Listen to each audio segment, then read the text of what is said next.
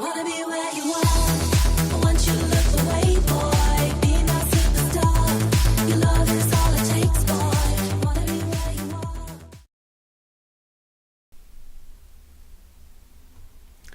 are. Hello. Never worked with props. This is about my 5th or 6th take. Anyway, hello.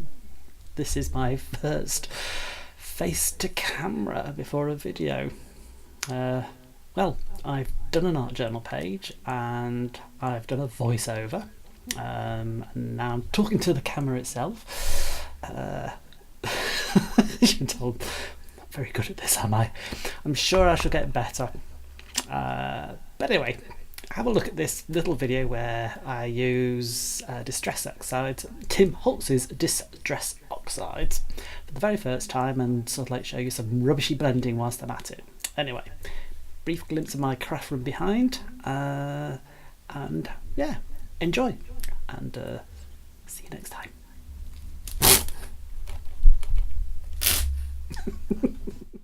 And hello guys, this is my first voiceover for an art journal page I've made. Gosh, it's quick in getting into it.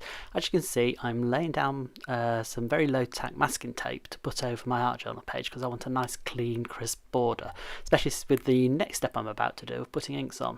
I've recently bought myself some Distress Oxides, the colourful ones. I think this is the Peacock one. I'll make a list below of what products I've used. And as you can see, I've got my blending tool and I've blended the Peacock, and then I've taken the lime green and I'm now going to blend over the page again. It's dead easy to blend. There are better videos than mine on how to do this, so please look them up. As you can see, I'm not the most skilled at sort of like blending, and I do say I'm not. I mean, I could look at all that, all those weird sort of like rings of ink, but it all blends out if you just keep going back. As you can tell, the pink and the green are sort of like muddier versions, but it works out. So I think the middle is a little bit muddy at the moment, so I went back with the lime green and added a bit more, and the magic reveal, taking the tape off, and I've got that lovely crisp edge with the blending. I'm now showing you my Aall acrylic inks, and I apply this onto a piece of card with a brush, a sponge brush. I'm now going to take Aall and Create's stamp set. I don't know which number it is. Again, I'll put it below. And I want to use the little guy peeking over a wall, and I'm going to stamp that twice. I'm going to stamp it onto a piece of white paper because what I want is the white of the eyes, and I've stamped it onto my acrylic ink background. The next step is to cut all the various pieces out. As you can see, that's the eyeball and a second eyeball. It doesn't have to be too good because I know that it's going to be stuck over that piece. So I take me glue and I use, I can't remember the name of that glue, but hey, again, it'll all go down below. Now stick the eyes in exactly the same place as they were on the stamp. So much easier than have to go over it with a white pen. Okay, so a bit more cutting out to do. Believe me, although it looks quick, there's been a bit more drying time in this for that glue to set, although it's a very fast glue. Okay,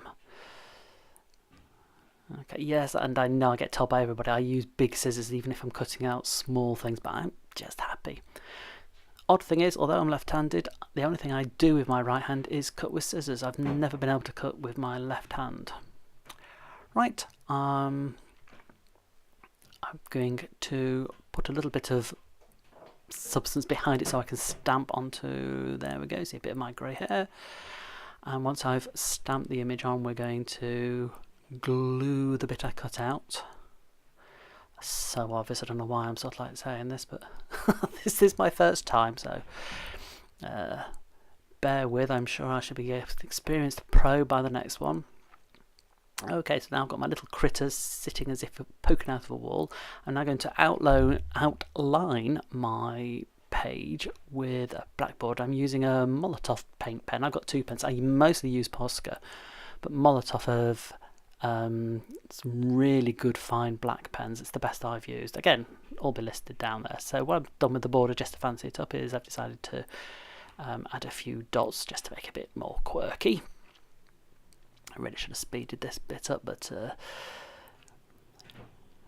you get the gist.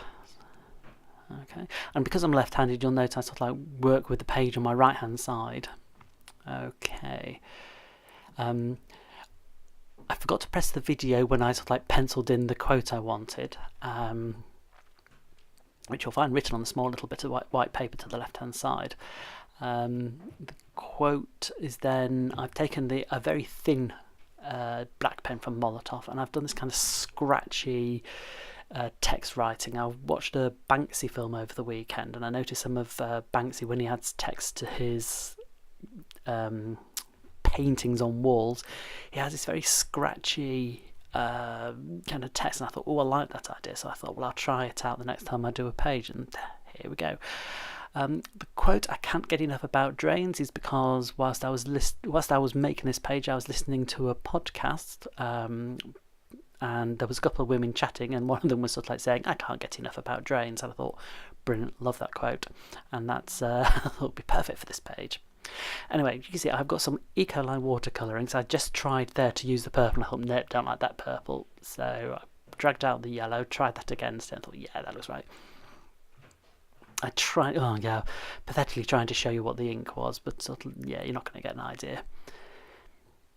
So, taking my paintbrush, and it looks like I'm so deftly painting the yellow ball. The great thing is when you speed it up, it looks so much more confident when you're doing it in real time. I mean, I don't know if anybody else is sort of like great for, but I don't find a problem using a brush like I would a pen, especially if you've got the right type of brush. Hopefully, if you have a go with this yourself, it's not so difficult. All I'm doing is paint it down on the left hand. And again, as you can see, I keep the page on my right hand because I'm left-handed. You will, of course, if you're right-handed, be doing it the reverse way to me.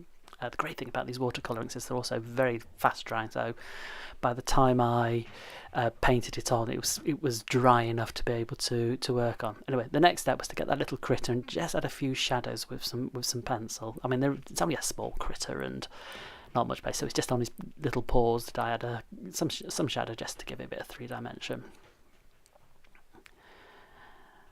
And then I go through my pens looking to see if I could find a darker pencil to sort of like just go over a little bit more, and I couldn't, so I just shoved it away. Anyway, that border felt to me like it needed something extra, so although you can't see because my stumpy little hands are over it, I am now, with my pink Posca pen, the very fine one, I'm drawing little circles of varying sizes, making it look a polka dot. It's all looking very diseased. Anyway, I think once I get about halfway down this page, so you don't have to watch the whole thing, I've sped it up. Here we go, speeding up a bit more, so you don't have to endure sort of like watching paint dry. But again, great thing about, talking of segues or sideways of paint drying, the great thing about Posca pens is that they do dry very quickly, so by the time I get round, it's all done. And here we go. Soon I'm going to turn this page around and let you have a look at it. Okay, well, I hope you enjoyed this, my very first spoken voiceover, and I'll see you in the next video. Bye bye.